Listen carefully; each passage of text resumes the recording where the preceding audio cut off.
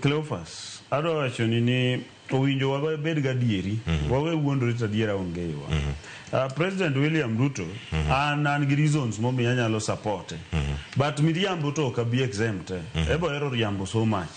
Jowa nyaka ng'e ni William Ruto kata ko wabro wacho nikech an believe last week nyocha wacho ka ni kalure gi dongruok mokele thurwa. Abro gombo mondo mi wa support to gibedo niya oseyie tiyo go ganda. But miriambo be nyako we. Because koriambo ni gladis o strike and gine to ma DPS ma barua adwa kono jaduong' duku secheka ema kata mine no ko wacho ni aya achapni ok achapni lit naga samo wacho to ma barua mondi gi the treasury ministry of kendo nyocho ndik tarik 18 Julai kod wok barupwa mane wandiko tarik 3 June nwandiko barua tarik 3 June kwadwa penjo ni to pesa mokawe pensions fund 820 million be en justifiable to be en pesa mowinjo tigo e yono. PS mar finance wadwa owacho ka Dr. Chris K. Kipto owacho ni the National Treasury ong'iyo penjo ma upenjo to wacho niya oyudo niya 820 million manyocho kaw e pensions fund oko mi garanti mowinjore kaluwore gi pend chik 212 to gi 213 matayo Kenya. Nyiso ni pesa no kaw maonge garanti. Ka onge garanti nyiso ni mano loan mokawe yo marach. Nyiso ni samane nikedini gidwaro garanti de gidwaro garanti mar 520 million kende. To gibadhore o gidwaro garanti ne gidwaro 400 million gidwa kwano. That is the kuoma wacho ni. Janu owadwa ok wagore kwa makosa. Andana wacho ni kabiro ka. Gik mine na wacho gi. Ka wacho ni wach health. Nyochi neno ka wacho siptende ka. Neno ka wacho siptal wuok kocha. To kendo pod ging'eny mabiro nikech nitie health facilities ma receive pesa mar SHA to ok tigo e yo maber. Nikeche sama wuoyo kodi ni wadwa Cleophas hospital mar Kandiege sub county hospital no yudo 54 million Kenya shillings to 54 million Kenya shillings ni wadwa nduku kar mondo kete ti to pesa ni ndio kawo dio kete a special account mar KCB kuma pesa ni wuoko dhie nobody knows. Imagine ni Kandiege yudo pesa molo nyaka cost referral hospital no yudo 50 million ni cost referral hospital sub county Makandiege oyo to mai gima no miyo na Chuny district hospital lor otam gi SHA ani mana no miyo president wuoyo. Corruption is too much.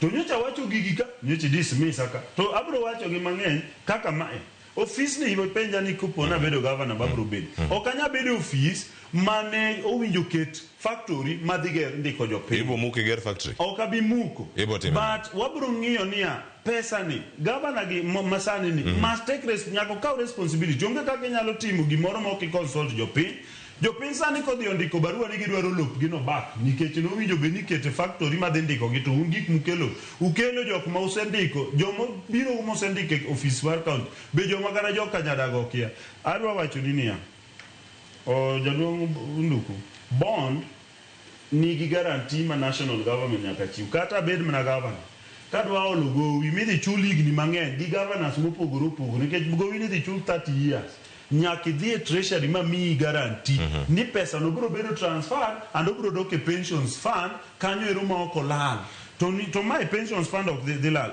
adwa duoge devolution Ondiek ang'en wadhi devolution kato bang'o gweno rango gima chelo mantiere kar kae kurka kori kaka ja Kenya kendo jadaki county ma Homabay ma bende osebedo jatelo county ma Homabay bende paro ni bedo kod animal feeder company factory inge kama headquarter mar county ntiere e chuny boma nikech man reason ma ichiwo mondo mi ogole mabor matino tere kumoro to space mantie kane ok nok bigere pod en chenro mantiere ma pod ntiere karaka achel kachel ne gimoro ma neno ka gima ok chomo yo kose ni gimoro ma priority bedo twisted gima dhiye edhi duoki maler adwa terie CIDP County Integrated Development Plan mar Homabay County Samagladis odonjo abro mi copy owadwa Cleophas ibi nyisa ka ineno page mora mora manyiso ni county headquarters is one of the priorities nikeche County Integrated Development Plan en a plan machiwo priority areas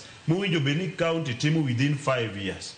County headquarters was not a priority that time nikech negi sekelo PR magika office mane ok margi then they mess up kaka sani koro gise mess up. Number 2 jowa nyaka ng'enia County integrated development plan emanyiso chenro mano include bando makigoto. Sani bando makigoto fail. Animal feeds no winjo benitieko mago fail. Gimora mora ma county government o Homabay no winjo tim o fail te. Sani jo kigoto dwa ka opuoth gi bath nikech bando gin go to jo Kikuyu ema dhi omo bando kocha. An mana wacho ni adieri. Koro from CIDP Cleophas emiyude gimiluongo ni annual development plan. Tiende ni kusebedo gi plan mar higni 5. Then from there ugolo plan mar higa achiel. Plan mar higa achiel ni manyiso priority areas mag gik mowinjo tim e higa achiel. Then kanye milose gimiluongo ni appropriation bill. Samuse wacho mano kiloso budget mar higa no iwacho ni one budget wadhi timo kama. Gimiluongo ni fiscal strategy paper. Koro fiscal strategy paper yani paper no manyiso kaka idhi gi pesa igolo annual development plan midhi loso godo budget. Jowage kigolo adwa nyisi na an gi papers go te. An gi CIDP, an gi annual development plan, an gi fiscal strategy paper. Anyisi ni gik manie annual development plan mar Homabay, gik manie fiscal strategy paper mar Homabay, onge gima dhi mbele kata chiel. Priority mar Homabay en kaka winjo wacho ni welo, miel to gi sherehe tupu. Homabay county en county mar sherehe. Siaya giri onge nikeche orengo maybe ni gik modwa no tim, awinjo dominion farm biro. Ma onge sherehe mingi. Gima dwa wacho jaduong' Nduko. Ka ok wa translate development plan mag counties wa mwaketo gi into use nikech macha gima jo piny dhi bedo piny to wacho CIDP ni wani ga bich mika office ni wadwaro achiel ariyo adek ang'wen abich. Yore mano bedo prioritized emiwinjo ka ng'acho wacho ni chuodho. Dong' iwinjo ka ng'acho wacho chuodho. Chuodho mowacho no nyiso ni lam onene Homabay makura ogero mano national government, fish market onene Homabay county mogero mano national government. To kidi yore mowinjo be ni priority mag county government ogin chuodho. Ineno ka jigore piny to osuru tichoko. Osuru wa michoko ni bok nyal nyiswa kumodhiye. Sha ma Homabay kende is the funny county ni en ma sha mar osiptende te no choki oket kamoro achiel. Emiwinjo ni sano osiptende ma Homabay sha gi are so messed up nikeche gikawo giketo kamoro achiel imiel go. Because gidwaro pesa ma float. And kiti Migori wanyisi Migori one thing. Migori challenge mantiere ni governor ma Migori ok nyal kata bedo gi japar piny mondo nyis na dwa timo gima kama nikech kong'amo dhoge mathene pap tikwere ni gigo ok nwa kwai nikech priority ge set twist, priority olokore. Jo Migori ting'e rito wacho ni wan warito mna yiero nikech margi cha is messed up. Chal gi Siaya Ondiek gima dwaro no ndiko puonjre